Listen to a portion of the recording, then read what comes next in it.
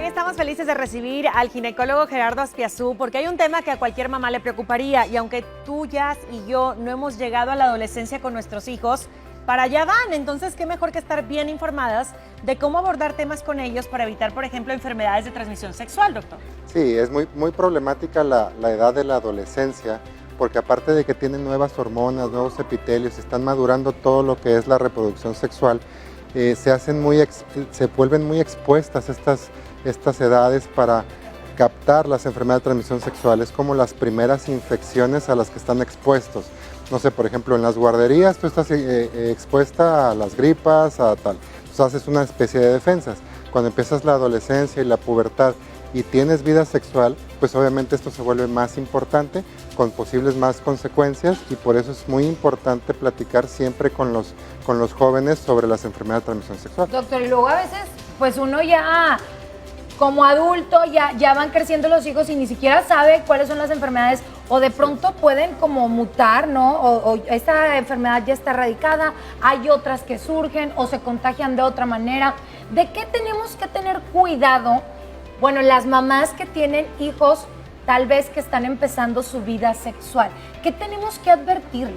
Primeramente, yo creo que lo más importante es tener mucha confianza para poder platicar con nuestros jóvenes, nuestros adolescentes, y decirles cuáles enfermedades existen. Por ejemplo, tenemos la sífilis, tenemos la gonorrea, tenemos el VIH, que es el SIDA, tenemos las pruebas de papiloma, tenemos el molusco contagioso, linfogranuloma venéreo, herpes genital. ¿Sí? Son muchísimas, y 3 de ellas que acabo de mencionar son prácticamente incurables. Por ejemplo, lo que es el herpes, el SIDA VIH, y el papiloma. Entonces, son incurables. Actualmente existen muy buenos tratamientos, pero a final de cuentas son incurables.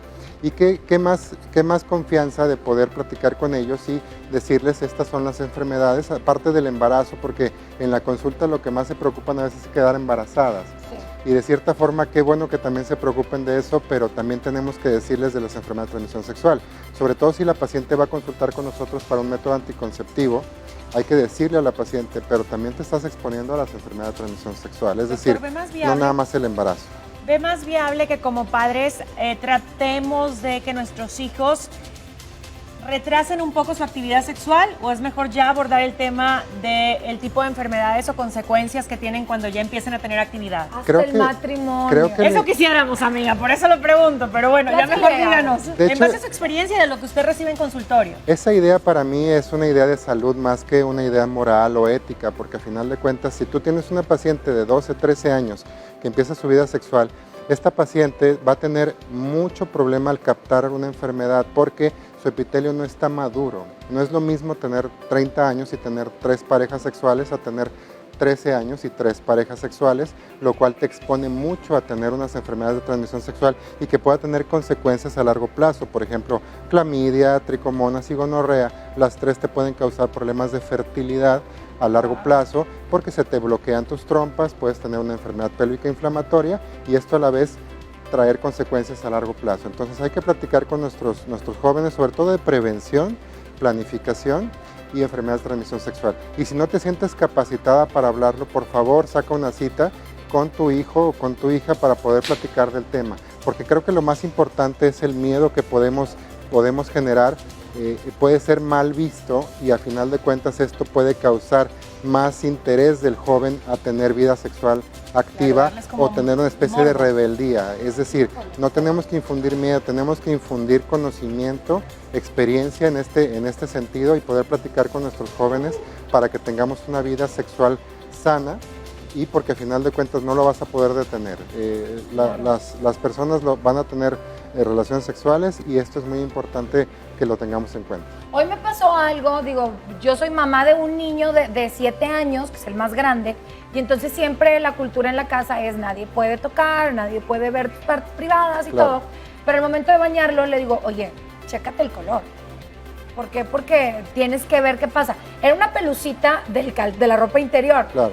Pero entonces le digo, tienes que checar el color y si te pica, no te pica. Eso lo hago yo con mi hijo de 7 años.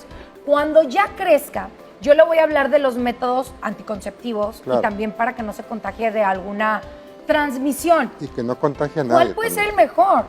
A final de cuentas, el preservativo es el único método que nos ha hecho disminuir un poco la incidencia de enfermedades de transmisión sexual y poder tener los factores de riesgo controlados. Es decir, también hay que decirles el uso de buena alimentación, ejercicio físico, menos sedentarismo, alimentación saludable, la monogamia, que es muy importante. Que conozcan su cuerpo. Que conozcan su cuerpo, que se aprendan a autoexplorar. Exacto. ¿Sí? La mujer ya sea con su glándula mamaria, con sus partes genitales, con su vulva, con las secreciones, el color, la secreción, el olor, todo esto es bien importante. Entonces, también el hombre, obviamente, que se sepa revisar lo que son los testículos, lo que es el pene, la coloración, etcétera, y si van a exponerse a una relación sexual, por así decirlo, que sepan el uso correcto del preservativo. Creo que es bueno que nosotros les enseñemos a cómo colocarse el preservativo a nuestros jóvenes y con esto pueda ser un método de prevención.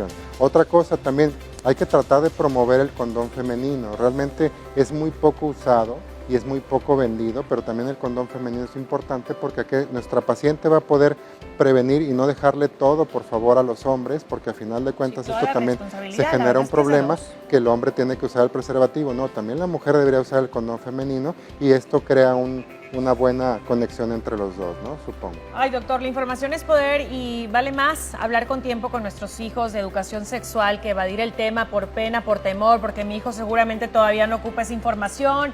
Si usted siente que no tiene la capacidad de poder hablar con temas así tan abiertamente con sus hijos, puede acercarse con el doctor. Claro. Doctor, ¿dónde lo podemos encontrar? Estamos en el Doctor's Hospital, ahí están los teléfonos del consultorio para sacar alguna cita con toda confianza. Tenemos el Facebook, Instagram, Salud para Todas Ginecología.